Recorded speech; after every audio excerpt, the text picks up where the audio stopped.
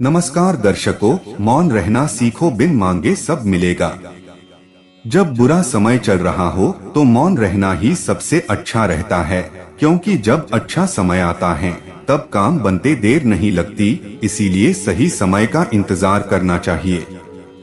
तो दर्शकों, वीडियो को ध्यान से और अंत तक जरूर सुने और कमेंट में सच्चे दिल से जय श्री कृष्ण जरूर लिखे।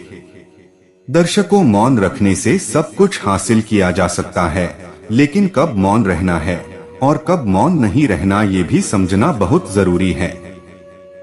आप सभी ने अपने जीवन में एक कहावत तो सुनी ही होगी, एक चुप 100 को हराए, एक चुप 100 को सुख दे जाए।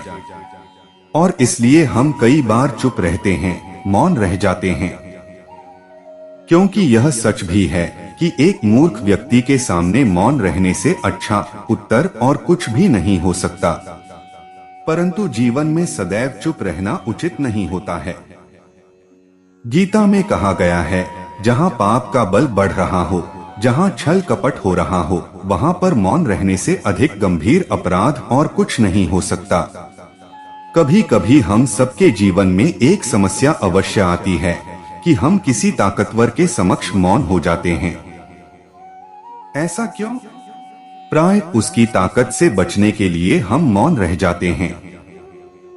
मानते हैं कि ऐसा करने से हम एक विवाद से बच जाते हैं। हो सकता है कि एक संघर्ष से भी बच जाते हों, परंतु ऐसा बचाव देर सबेर एक बड़े संघर्ष को जन्म दे देता है।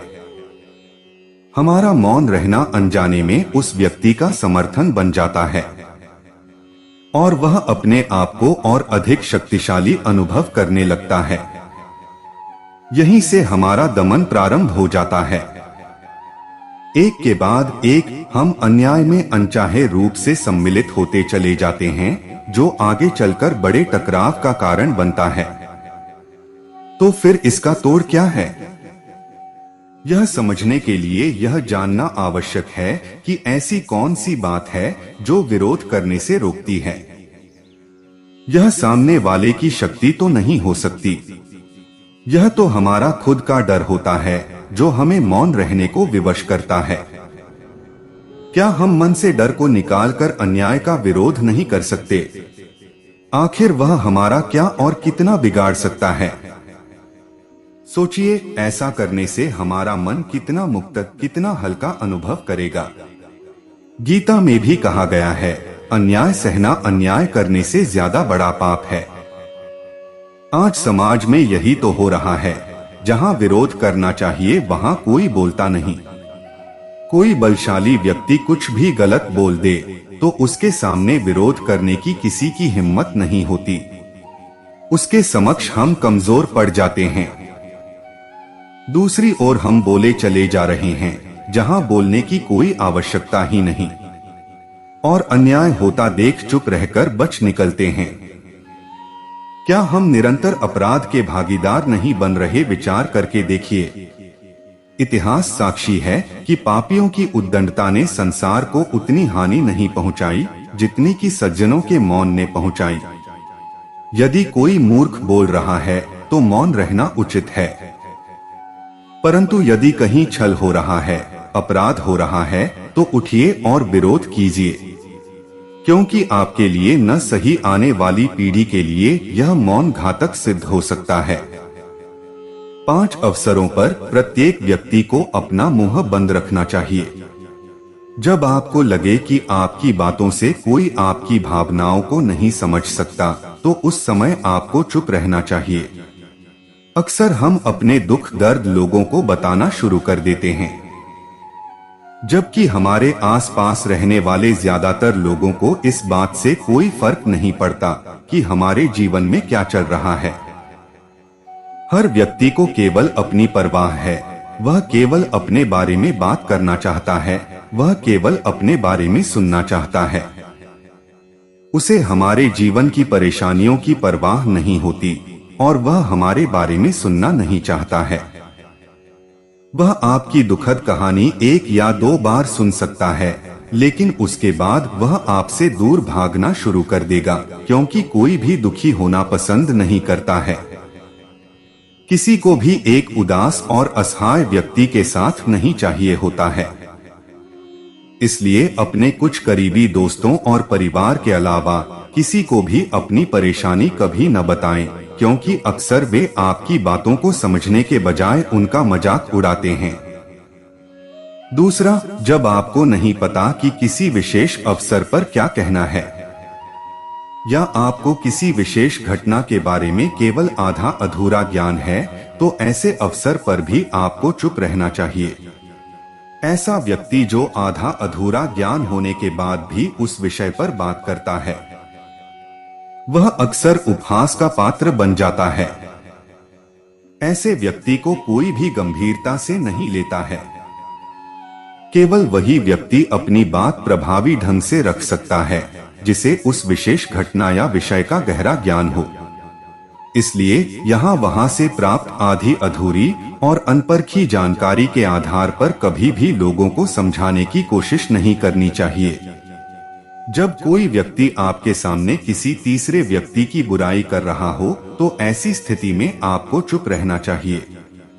आपको कभी भी ऐसी नकारात्मक बातचीत का हिस्सा नहीं बनना चाहिए, क्योंकि आज वह व्यक्ति जो कर रहा है आपके सामने किसी तीसरे व्यक्ति की बुराई, कल किसी और के सामने आपकी भी बुराई करेगा, और इस बात की अधिक संभावना है कि आज आपने जिस तीसरे व्यक्ति की बुराई की है उसे भी इस बात का पता चल जाते तो आप पर ही मुसीबत आ सकती है। इसलिए जब भी कोई किसी दूसरे व्यक्ति की बुराई करे या उसके गलत समय का मजाक उड़ाए, तो आपको बस उसकी बात सुननी है, अपनी कोई राय नहीं देनी है।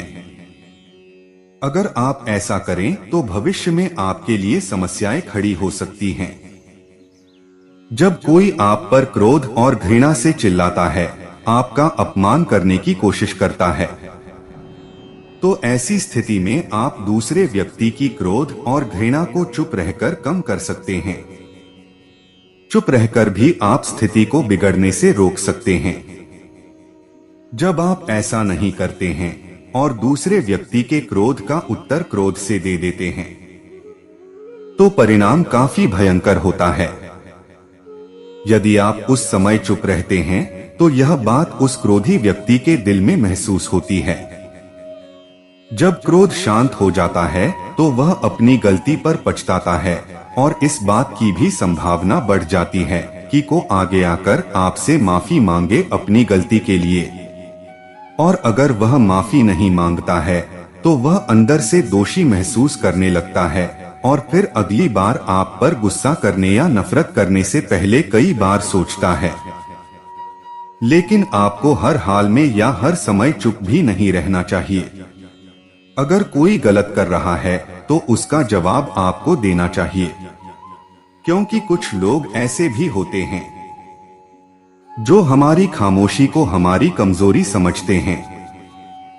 गुस्से में चुप रहने का यह तरीका केवल परिवार, करीबी रिश्तेदारों और कुछ करीबी दोस्तों के लिए ही सही है, हर इंसान के लिए नहीं। अगर आप हर जगह खामोश रहने लगें, तो इसका गलत इस्तेमाल भी हो सकता है। जब कोई व्यक्ति अपने जीवन की कोई दुखद घटना या अपने जीवन की परेशानी साझा कर रहा हो, ऐसे में आपको चुप रहना होगा और सिर्फ उसकी बातों को सुनना होगा। ज्यादातर लोग ऐसे हैं कि उनके सामने किसी ने उनकी समस्या सुनाई नहीं कि उन्होंने समाधान देना शुरू कर दिया। हालांकि जब कोई व्यक्ति अपनी समस्या हमारे साथ साझा कर रहा है, तो वह हमसे किसी सुझाव की उम्मीद नहीं करता है, वह चाहता है कि हम उसकी बात ध्यान से सुनें। क्योंकि जब हम उनकी बात सुनते हैं, उस व्यक्ति को आंतरिक शांति मिलती है, उसे लगता है कि कोई मेरी बातों को समझता है। अधिकांश समय जब लोग अपनी समस्याओं को हमसे साझा करते हैं, तो वे हमें केवल अपनी बात बताना चाहते हैं, वे हमें से किसी भी प्रकार की सलाह नहीं चाहते, क्योंकि वे पहले से ही सभी तरह की सलाह जानते हैं जो हम उन्हें देने जा रहे हैं। मुसीबत के समय किसी व्यक्ति को सांत्वना देने का सबसे अच्छा तरीका उस व्यक्ति की बात को ध्यान से सुनना है। जब हम बिना ध्यान दिए लोगों की बातों को ध्यान से सुनते हैं, बिना किसी सलाह के, तब उनकी आंखों में हमारे लिए सम्मान और स्नेह का भाव पैदा हो जाता है। उन्हें लगता है कि हम अधिक गंभीर, बुद्धिमान और शांत दिमाग वाले लोग हैं। इसलिए अब जब भी कोई अगली बार आपको अपनी समस्या बताए, तो बस उसकी बातों को ध्यान से सुने, और जब तक वह आपसे न मांगे, उसे किसी प्रकार की सलाह न दें। जब आप कम बोलते हैं, तो लोग आपकी ओर अधिक आकर्षित होते हैं कि आप कौन हैं और आप क्या सोचते हैं। तो एक सवाल आया है कि मौन क्या है, साइलेंस क्या है? साइलेंस को मौन या शून्य जो भी कहो, समझने की जरूरत है। आमतौर पर हम जिस अर्थ में मौन शब्द का प्रयोग करते हैं, वो बड़ा ही सतही अर्थ है। होंठ ना चल रहे हों तो हम कह देते हैं कि मौन है। ये बड़ी ही छोटी बात हुई, ये बड़ा सीमित अर्थ हुआ। कबीर ने कहा है, कबीरा यह गत अटपटी चटपट लखी न जाए, जब मन की खटपट मिटे अधर भया ठहराए। अधर मतलब होंठ। होंठ वास्तव में तभी ठहरेंगे, तभी शांत होंगे, जब मन की खटपट मिट जाएगी। हमारे होंठ भी ज्यादा इसीलिए चलते हैं क्योंकि मन अशांत है, और जब तक मन अशांत है तब तक होंठ चले या न चले कोई अंतर नहीं पड़ता, क्योंकि मूल बात तो मन की अशांति है। वो बनी हुई हैल तो किसी को शब्दहीन देखकर ये मत समझ लेना कि वो मौन हो गया है। वो बहुत जोर से चिल्ला रहा है, शब्दहीन होकर चिल्ला रहा है। वो पागल ही है, बस उसके शब्द सुनाई नहीं दे रहे। वो बोल रहा है, बस आवाज नहीं आ रही। शब्दहीनता को, ध्वनिहीनता को मौन मत समझ लेना। वो बड़ा सस्ता अर्थ होगा, किसी काम का नहीं है। मौन है मन का शांत हो जाना। और मन के शांत होने से क्या अर्थ है? मन के शांत होने से ये अर्थ है कि मन जो है बस उसको जाने, कल्पनाओं में न खोया रहे। मन जो है ही, जो सच है उसको जाने, उसमें डूबा रहे, उसके संपर्क में रहे, कल्पनाओं की व्यर्थ उड़ान न भरे। वो जो आंतरिक मौन होता है, जो मन का मौन होता है, वो बड़ी मजेदार चीज है। वो मजेदार इसलिए है क्योंकि उस मौन में लगातार शब्द मौजूद भी रहें तो भी मौन बना ही रहता है। उस मौन में तुम कुछ बोलते भी रहो तो उस मौन पर कोई अंतर नहीं पड़ता। जो ये हमारा आम बोलचाल का मौन है, इसमें तुम मौन होकर भी मौन नहीं रहते, क्योंकि मन चंचल रहता है। जो आम बोलचाल का मौन है, उसमें तुम लगते तो हो मौन में, पर मौन वो नहीं। और जो असली मौन है, उसमें तुम कुछ कह रहे होंगे, चल रहे होंगे, प्रत्येक कर्म हो रहा होगा और बड़ी ऊर्जावान तरीके से हो रहा होगा, लेकिन उसके बाद भी मौन अपनी जगह कायम रहेगा। जैसे पहिया घूम रहा हो, पूरी ताकत से घूम रहा हो पहिया, और उसका केंद्र अपनी जगह पर स्थिर खड़ा हो, वो वैसा मौन होगा। मौन मध्य में, शब्द और कर्म बाहर बाहर। सच तो ये है कि जब तुम उस मौन को पालोगे तो तुम्हारे सारे शब्द, सारे कर्म उसी मौन से निकलेंगे। हुई ना बड़ी मजेदार बात? मौन से शब्द निकल रहे हैं, स्थिरता से गति निकल रही है। और तब तुम जानोगे कि वो जो मौन है, वो जो शून्य है, वो हर चीज का आधार है। सब कुछ उसी में से निकलता है। शून्य से पूर्ण निकला हुआ है। तुम्हारा पूरा संसार उसी मौन से निकला हुआ है, उसी शून्य से निकला हुआ है। वो केंद्र में बैठा है, वो है ही नहीं। वो शून्य है, पर उसके होने या ना होने से सब कुछ है, उस मौन को पाओ। और जब तुम्हारे शब्द मौन से निकलते हैं तो वो बहुत दूर से आते हैं, बड़ी गहराई से आते हैं। उनमें कुछ खास बात होती है। तुम्हारे शब्द होते तो इस संसार की भाषा में है, पर संदेश कहीं और का देते हैं। तब तुम्हारे शब्द होते तो इस संसार की भाषा में हैं। हिंदी में होंगे, अंग्रेजी में होंगे, लेकिन संदेश कहीं और का देते हैं। जब तुम्हारे कर्म उस स्थिरता से निकलते हैं तो कर्म तुम करते तो इसी दुनिया में हो, पर तुम इस दुनिया के बंधक नहीं हो जाते। कर्म तो इसी दुनिया में हो रहे होते हैं, पर तुम कर्ता नहीं बन जाते। सब कुछ हो रहा होता है, लेकिन तुम उस होने से आजाद रहते हो। बड़ी मजेदार स्थिति है कि नहीं? हम कर सब कुछ रहे हैं, पर इस पूरे करने और होने से हम आजाद हैं। एक फकीर मर रहा था, उसके शिष्य आए उसके पास। बोले, कोई आखिरी बात बताइए। उसने कहा कि नदी में उतरना, पर पाँव गीले मत करना। ऐसे जीता है असली आदमी, नदी पार कर जाता है पर पाँव गीले नहीं करता। बात समझ रहे हो ना? संसार में जीता है, पर ऐसे जैसे कीचड़ में कमल। कीचड़ से ही उगता है, पर कीचड़ से ही अलग होता है। कीचड़ उसे छू भी नहीं जाता। जड़ें उसकी कीचड़ में हैं, पर फिर भी कीचड़ उसे छू नहीं गया है। तो दो बातें हैं, मौन से निकले तुम्हारे शब्द और स्थिरता से निकले तुम्हारे कर्म। बाहर बाहर पूरी गति रहे, दिखाई ऐसे दे कि पता नहीं तुम क्या क्या कर रहे हो। यहाँ जा रहे हो, वहाँ जा रहे हो, उठ रहे हो, बैठ रहे हो, चल रहे हो, दौड़ रहे हो, भाग रहे हो, पर भीतर भीतर तुम बिल्कुल स्थिर बने रहो। कुछ हो ही नहीं रहा। बाहर बाहर सब होता रहे और भीतर कुछ नहीं। इतना भी परिवर्तन ना हो भीतर, इतनी भी गति ना हो भीतर। वहां तुम शांत खड़े हो और देख रहे हो और जान रहे हो। ठीक इसी तरह से जब बोलो तो होंठ चले, बात कही जाए, पर होंठ चले मन ना चले। मन चुप बैठा रहे दृष्टा की तरह। शून्य से तुम्हारी आवाज उठे, गहराई से, किसी सोच से नहीं। हमारी आवाज उठती है आमतौर पर सोच से। जो हमारे विचार होते हैं वही हम कह देते हैं। ऐसा ही होता है ना? हम क्या बोल देते हैं? जो हमारे विचार होते हैं वही हम बोल देते हैं। क्या तुमने कभी ये जाना कि बिना विचारों के बोलना क्या होता है? आज तक तुमने जो बोला है वही बोला है। जो तुम्हारा विचार है या तुम्हारी वृत्ति है, जो तुम्हारी आदत है, वही तुमने बोल दिया है। पर कभी शून्य से बोल कर देखा है? उसकी बात ही कुछ और होती है। मौन साधना या व्रत कर लिए यह जरूरी नहीं है कि इसलिए कई महीने या साल के अभ्यास की आवश्यकता है।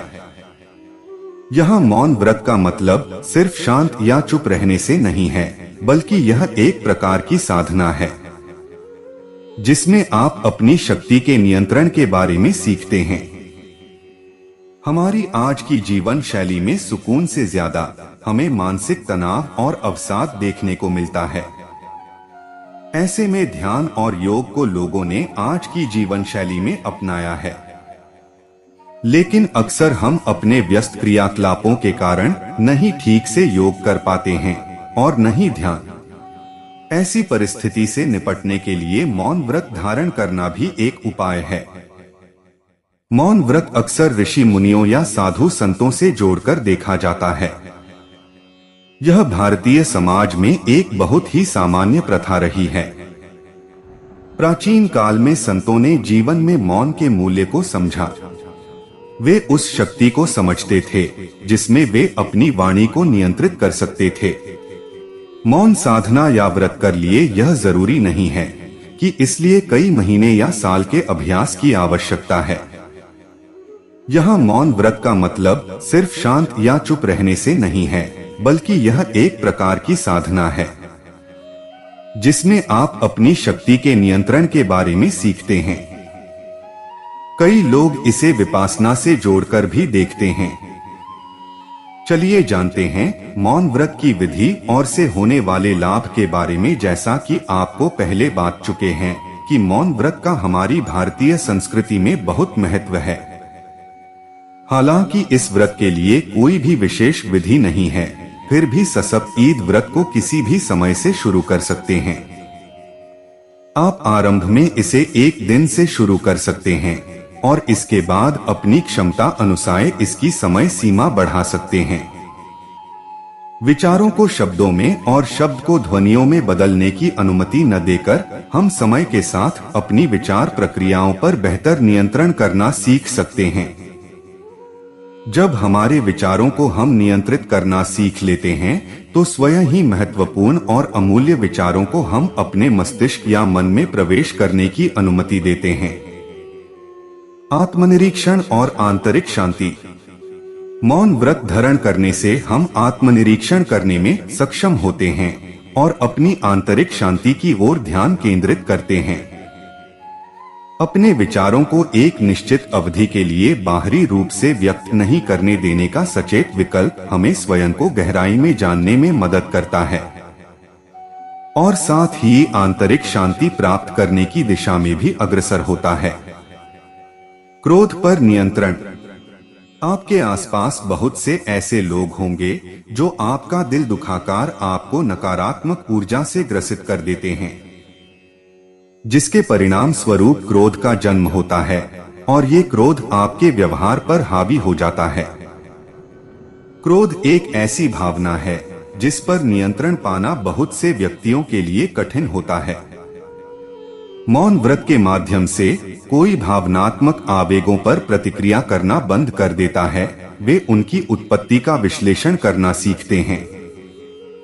मौन व्रत की मदद से व्यक्ति अपनी भावनाओं को बेहतर ढंग से समझता है और भावनाओं पर नियंत्रण करने में सक्षम होता है। अपनी ऊर्जा को व्यर्थ व्यय होने से बचाना।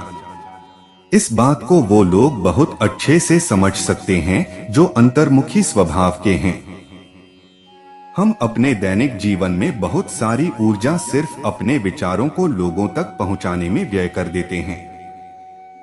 यदि हम शांत रहकर अंतर्वैयक्तिक संचार में स्वयं को शामिल होने की अनुमति नहीं देते हैं तो हम अपनी ऊर्जा को बचाते हैं। परिष्कृत व्यक्तित्व। मौन को एक कला माना गया है और जो इसके उपयोग को समझता है वह जीवन के सभी क्षेत्रों में सम्मानित होता है। ऐसा इसलिए है क्योंकि मौन हमें आधार बनाता है और हमें अधिक शांत और केंद्रित व्यक्तित्व प्राप्त करने में मदद करता है। मौन व्रत मददगार साबित हो सकता है। मौन वास्तव में स्वर्ण आभा प्रदान करता है। इसके अभ्यास से होने वाले लाभ इससे भी कहीं अधिक हैं। इसे अपने लिए आजमाएं, आप कभी नहीं जान पाएंगे कि मौन की आवाजों का पता लगाने पर आपको क्या मिलेगा। पहले बात करते हैं कि मौन रहना कब कब उचित है। जब आपके मम्मी पापा से आपको डांट पड़ी हो तब मौन ही रहिए, क्योंकि अगर ज्यादा बोले तो डांट मार में भी परिवर्तित हो सकती है। जब बड़े लोग आपस में बात कर रहे हो तो आपको मौन ही रहना चाहिए। जब आपको नौकरी के लिए कोई रिश्तेदार ताना मार रहा हो तब मौन रहना ही अच्छा है, क्योंकि बोलोगे तो अपनी ही बेइज्जती होगी। एक बार सफल हो जाएंगे, सबका मुंह अपने आप बंद हो जाएगा। जब आप किसी क्लास में बैठकर पढ़ाई कर रहे हो तो अध्यापक को मौन होकर सुने, क्योंकि बोलने पर आपको क्लास से बाहर भी निकाला जा सकता है। जब किसी अपने से आपकी बहस हो रही हो, यदि मौन होने से बहस रुक सकती है तो जरूर हो जाइए, क्योंकि अपने तो अपने ही होते हैं। अब बात करते हैं मौन कब नहीं रहना चाहिए। अपने हक के लिए हमेशा आवाज उठानी चाहिए, क्योंकि चुप रहने से आप बहुत कुछ खो देते हैं। बात यदि आपकी समानता या स्वतंत्रता की हो तो आपको जरूर आवाज उठानी चाहिए। बात यदि आत्मसम्मान की हो तो कभी भी चुप नहीं रहना चाहिए। जब आप सच का साथ दे रहे हो तब आपको बिल्कुल भी मौन रहने की जरूरत नहीं है। जब बात किसी अपने की हो तो कभी मौन नहीं रहना चाहिए। अपनों को प्यार दिखाते हुए कभी मौन नहीं रहना चाहिए, अपनी भावनाएं व्यक्त करते रहना चाहिए। क्या अगर किसी मनुष्य को यह बोध होता है कि मेरा यह जन्म जीवन सिर्फ और सिर्फ दुख, कष्ट, अज्ञान से भरा, अभागा, बदनसीब और निरर्थक है, तो क्या उसे अपने जीवन का अंत कर लेना चाहिए? फिर ऐसे मनुष्य के आत्मा की गति का क्या होता है? यदि आप इस पृथ्वी पर आए हैं तो अपने जीवन का उद्देश्य जानिए। उसे खत्म कर देना एक अज्ञानता पूर्ण फैसला होगा। यदि आत्मा पर विश्वास करते हैं तो आत्मा को जानिए, अपनी अंतरात्मा से जुड़िए। आत्मा की गति के लिए ही आप इस पृथ्वी पर आए हैं। आत्मा बहुत ही तेज गति से इस ब्रह्मांड का भ्रमण कर रही है, लेकिन जब उन्हें लगता है कि अब गति को धीमा करना है तो भौतिक शरीर धारण करती है और अनुभव लेती है इस ब्रह्मांड का। कभी आपने छत पर लेटकर चांद और तारों को ध्यान से देखा है? आनंद की प्राप्ति होती है इन्हें मात्र देखने भर से। यही से हम आए हैं, इन्हीं का हम हिस्सा है। हम इस विशालकाय ब्रह्मांड का हिस्सा है। ब्रह्मांड से बने ब्रह्मा और श्री ब्रह्मा, सृष्टि रचयिता से बने ब्रह्मा, मनुष्य, और जिस भी मनुष्य ने अपने ब्रह्मा को जागृत किया इस मनुष्य योनि में, वो हुआ ब्रह्मा। जब मनुष्य को दुखों की प्राप्ति की शुरुआत हो तो समझ लेना चाहिए कि आपका ध्यान बढ़ाने और अपनी आत्मा से जुड़ने का समय आ चुका है। वो अनमोल शक्ति चाहती है कि आप उससे जुड़े। ये ब्रह्मांड चाहता है कि आप उससे जुड़े। ज्ञान तो अंदर निहित है। यदि आप जुड़ते हैं अपने मूल स्वरूप से तो आप जानने लगेंगे कि आप भी इस ब्रह्मांड का एक बहुत ही सूक्ष्म हिस्सा है। और जैसे जैसे जुड़ते जाएंगे आप एक परम शांति का अनुभव करेंगे। ये दुख तो सिर्फ मन की एक स्थिति है जो कि भौतिक है। यदि आप अपनी अंतरात्मा से जुड़े तो आपको छू भी नहीं पाएंगे। हमारा शरीर भी दो तरह से चलता है, एक सॉफ्टवेयर यानी आत्मा, दूसरा हार्डवेयर यानी शरीर। यदि सॉफ्टवेयर में कोई गड़बड़ हो तो हार्डवेयर कुछ नहीं कर पाता और हम कहते हैं कि कंप्यूटर खराब हो गया। तो अपने सॉफ्टवेयर यानी आत्मा को अपडेट करते रहे। अपडेट करने के लिए आप ध्यान को अपना सकते हैं या कोई भी कला जैसे संगीत से भी जुड़ सकते हैं। चमत्कारी परिणाम सामने आएंगे। जीवन अनमोल पूंजी है, इसे जी भर के जिए। रुक जाना नहीं, तू कहीं हार के, कांटों पे चल के मिलेंगे साए बहार के। जीवन में ऐसे कई मोड़ आते हैं जब हम असमंजस की स्थिति में पड़ जाते हैं।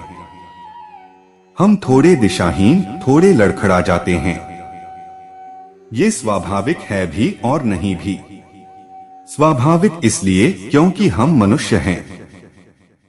स्वाभाविक इसलिए नहीं क्योंकि हम इसे एक बहाना बनाकर अपने लक्ष्यों को पूरा नहीं करते हैं। तो फिर जीवन में कब रुक जाना चाहिए?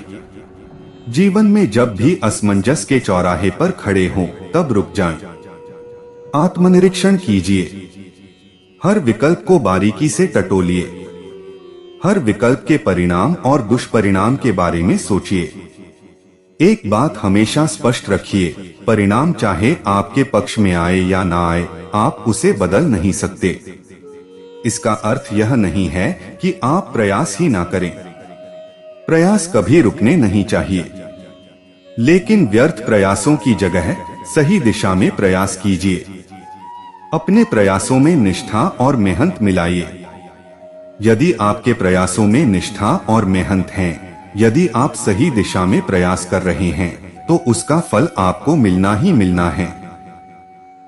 जीवन में कुछ नहीं रुकता, ना समय ना संसार। रुकना कोई बुरी बात नहीं है, लेकिन रुकावट को बहाना बनाकर रुक जाना कोई समझदारी भी नहीं है। रुकिए, सोचिए और आगे बढ़ते चलिए, क्योंकि एक बार आपकी गति रुक गई तो आपकी दृढ़ता भी कहीं ना कहीं रुक ही जाएगी। रुककर समझदारी से परिस्थिति अनुसार अपनी प्रतिक्रियाओं का उपयोग कीजिए, लेकिन रुककर रुकावटों को बहाना मत बनाइए। इतिहास साक्षी है, आज तक किसी भी मनुष्य ने रुकावटों का सहारा लेकर कभी सफलता प्राप्त नहीं की। रुकते हैं वह जो चलना जानते हैं। चलकर जो रुकते हैं वह समझकर लेते हैं फैसला।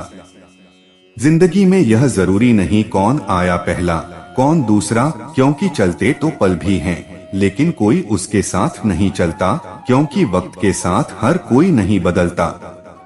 जीवन में कब आना है और कब रुकना है, यह सब पूर्व निर्धारित है। जितना भी प्रयत्न करें, मगर जो होना है या रुकना है वह होगा ही। मगर कुछ छोटी छोटी बातें हम सब भूलते हैं और जहां रुक जाना है वो नहीं करते। ट्रेन को स्टेशन पर आने दो भैया, रुक जाओ। ट्रैफिक सिग्नल पर हरा रंग आने दो, जरा रुक। लंच ब्रेक के लिए आधे घंटे अभी बाकी है, रुक, काम खत्म करके जाओ, रुक। शाम 5 बजे है, घर जाने का समय अभी बाकी है, रुक। बेटी की पढ़ाई अभी भी बाकी है, शादी, रुक। इलेक्शन वोट देना है, सोच समझ कर रुक रुक। अभी जिंदगी की शुरुआत किया है तो रुक, थोड़ा समय कुछ पाने के लिए होता है। रुकना आगे चलने का संकेत होता है। रुक, सोच समझकर आगे बढ़ो।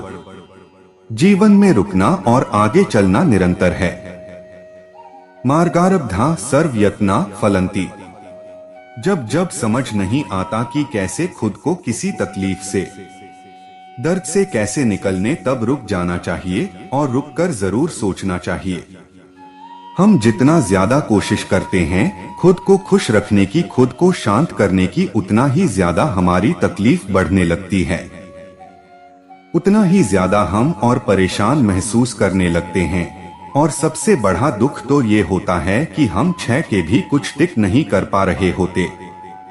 जब सब बीएस खराब हो रहा हो तो ऐसे लगना लाजमी है कि बीएस अब सब बर्बाद हो रहा है और हमें मदद चाहिए। लेकिन मैं जाऊं भी तो कहां, किससे कहूं कि मेरी मदद करे, मेरी तकलीफ दूर कर दे। ऐसे बस भगवान से प्रार्थना करते हैं कि बस अब सब ठीक कर दो या सब तकलीफ ही खत्म कर दो।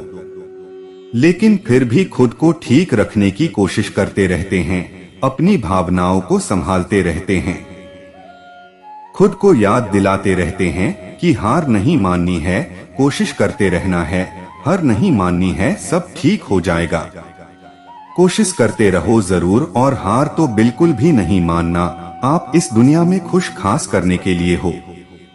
अगर आप भी ऐसे दुखी या तकलीफ महसूस कर रहे हो तो आपको ये वीडियो जरूर देखना चाहिए, क्योंकि मैंने भी ये चीजें महसूस की है और मैंने कुछ बातें इससे सीखी है जो बहुत जरूरी है हमें समझना।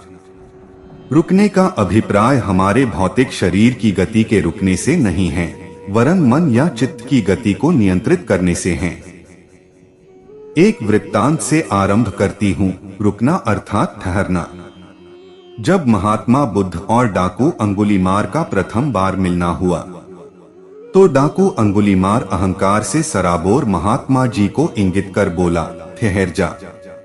और तब बुद्ध जी ने संतोषप्रद मुस्कान के साथ अत्यंत सरल भाव से उत्तर देते हुए कहा, मैं तो ठहरा हूँ, पर तू कब ठहरेगा। बुद्ध के शांत और विनम्र वाणी चारों ओर चमत्कारी रूप से गूंजने लगी और इस अपूर्व शांति में अंगुलीमार डाकू का मन भी ठहर गया। सारे अहंकार आलोप हो गए और गिर पड़ा बुद्ध के चरणों में। जब शरीर और मन एक दूसरे के विपरीत चलते हैं तो दोनों की गति में अंतर होना स्वाभाविक है और यही अंतर समस्याओं का मूल है। अतः दोनों के बीच परस्पर सामंजस्य ही उच्च व्यक्तित्व प्रदान करता है। मन का स्थिर होना ही शरीर की गति के लिए जरूरी है। रुकना या ठहराव तो सिर्फ मन का ही संभव है और आवश्यक भी। इंसानी शरीर तो हर वक्त गतिशील ही रहता है और इसे निरंतर गतिशील रखने में मन के ठहराव की आवश्यकता अनिवार्य भी है। जीवन में अत्यधिक गतिशीलता का मूल कारण महत्वाकांक्षा और आनंद की प्राप्ति है। लेकिन अत्यधिक गतिशीलता के कारण हम उस आनंद से वंचित ही रह जाते हैं। कारण हमारे शारीरिक गति और मन के विचारों के प्रवाह का असंतुलन है। ऐसे में विचारों के प्रवाह के अनुरूप जीवन की गतिशीलता को संतुलित कर हम असीम आनंद को प्राप्त कर सकते हैं और इसमें ध्यान हमारी मदद करता है। ताकि हम सहजता को प्राप्त करें, और यही सहजता हमें हमारी चेतना से जोड़ती है। हमारा शरीर निरंतर कार्यशील होता है, लेकिन उसको नियंत्रित करने की क्षमता मस्तिष्क के पास है, और हमारा मस्तिष्क मन या चित्त के अधीन कार्यरत है। मन में जितने अधिक सकारात्मक और सार्थक विचारों का प्रवाह होगा, मस्तिष्क उतने ही पूर्णता को प्राप्त करेगा, और हमारे जीवन को एक पूर्ण और सार्थक सकारात्मक गति मिलेगी। अतः मन को नियंत्रित कर जीवन को सही और सकारात्मक गति प्रदान की जा सकती है। जिस प्रकार सरोवर के दूषित जल के शांत होते ही गंदगी नीचे बैठ जाती है और निर्मल जल ऊपर आ जाता है, ठीक उसी प्रकार मन के शांत होते ही नकारात्मक विचार नीचे दब जाते हैं और सकारात्मकता आती है। तो प्रिय दर्शकों, उम्मीद करता हूँ कि आपको वीडियो पसंद आया होगा, और आप हमारे चैनल पर नए हो तो वीडियो को लाइक और चैनल को सब्सक्राइब जरूर करें। आपके एक लाइक से ही हमें प्रेरणा मिलती है और हम मोटिवेट होते हैं। धन्यवाद।